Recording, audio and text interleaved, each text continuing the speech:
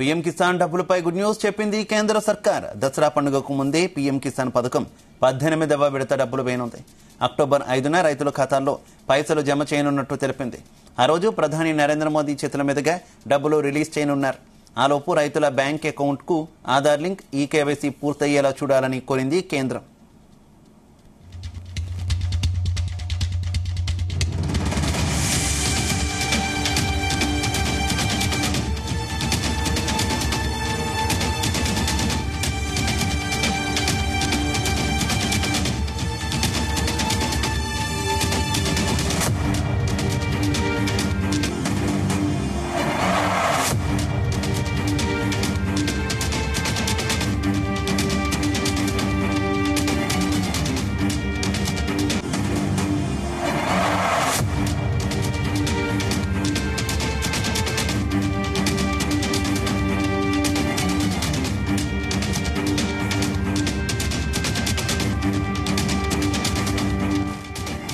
ఇదే విషయానికి సంబంధించి మరింత సమాచారం మా కరెస్పాండెంట్ శ్రీచరణ్ అందిస్తారు. శ్రీచరణ్.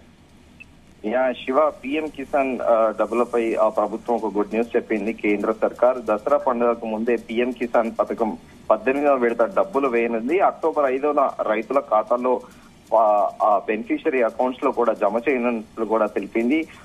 ఆ రోజు ప్రధాని నరేంద్ర మోదీ మీద చేతులుగా ఈ డబ్బుల్ని కూడా రిలీజ్ చేయనున్నారు. ఆ లోపు రైతుల బ్యాంక్ అకౌంట్ కు ఆధార్ లింక్, కేవైసీ పూర్తయ్యేలా చూడాలని కూడా ప్రభుత్వం కోరింది. అయితే ఈ ప్రధానమంత్రి కిసాన్ సమ్మాన్ అనేది రైతులకు, వారి కుటుంబాలకి, ఒక పంటలకి పెట్టుబడిగా కూడా మద్దతుగా అందించే ఈ పథకం కేంద్ర ప్రభుత్వం ఫిబ్రవరి 1న 2019 తీసుకొచ్చింది. అయితే అప్పుడు మధ్యంతర యూనియన్ బడ్జెట్ సందర్భంగా పీయూష్ గోయల్ ఈ పథకాన్ని దేశవ్యాప్తంగా కూడా ఒక పైలట్ ప్రాజెక్ట్ గా అమలు చేయనున్నట్లు కూడా ప్రకటించారు. అయితే ప్రధానమంత్రి నరేంద్ర మోదీ పీఎం కిసాన్ పథకాన్ని 24 ఫిబ్రవరి 2019 ఉత్తరప్రదేశ్ లోని గోరఖ్పూర్ లో ప్రారంభించారు.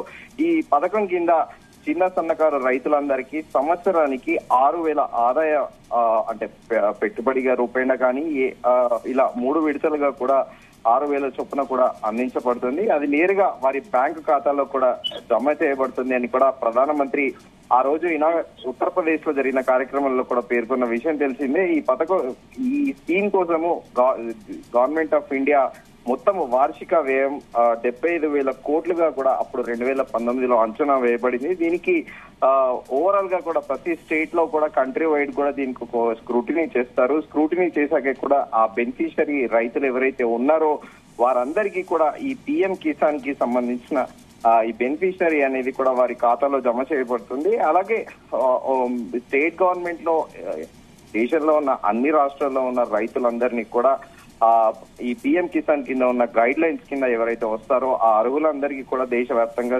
ప్రధానమంత్రి కిసాన్ స్కీమ్ కూడా అమలు అవుతుంది.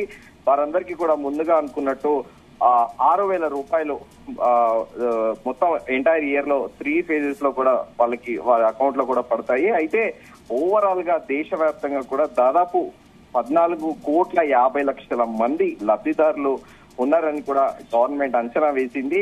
అంచనా వేయడంతో పాటు 2 కోట్ల మంది రైతులను కూడా, మరో 2 కోట్ల రైతులను కూడా దేశవ్యాప్తంగా కవర్ చేయాలనే ఉద్దేశంతో ప్రభుత్వం కూడా, కేంద్ర ప్రభుత్వం చర్యలు తీసుకుంటుంది. దాదాపు 87,217.50 కోట్లను కూడా కేంద్ర ప్రభుత్వం ఈ పథకానికి సంబంధించి ఓవరాల్ గా దేశవ్యాప్తంగా కూడా ఖర్చు చేయాలని కూడా భావిస్తుంది. అయితే ఈ పీఎం కిసాన్ సమితి అనేది చిన్న సన్నకారు రైతు కింద ప్రమాణాల పరిధిలో కూడా ఉండకుండా ఈ పథకం కింద ప్రయోజనం పొందే అర్హత లేని లబ్ధిదారులు కొన్ని గైడ్ లైన్స్ కూడా ఫ్రేమ్ చేశారు. దాంట్లో పాలిటీషియన్స్ తో పాటు అలాగే శాసనసభ్యులు లేదా గవర్నమెంట్ ఎంప్లాయీస్, గవర్నమెంట్ సర్వెంట్లు ఎవరైతే రిటైర్ అవుతారో వాళ్ళందరితో పాటు మున్సిపల్ కార్పొరేషన్లు, మేయర్లు, జిల్లా పంచాయతీలు, వీరందరికీ కూడా ఏదైనా పబ్లిక్ రిప్రజెంటేటివ్స్ తో పాటు అలాగే సెంట్రల్ గవర్నమెంట్ ఉద్యోగులు, రాష్ట్ర ప్రభుత్వ ఉద్యోగులు, వీరెవరికి కూడా ఈ పథకం నుంచి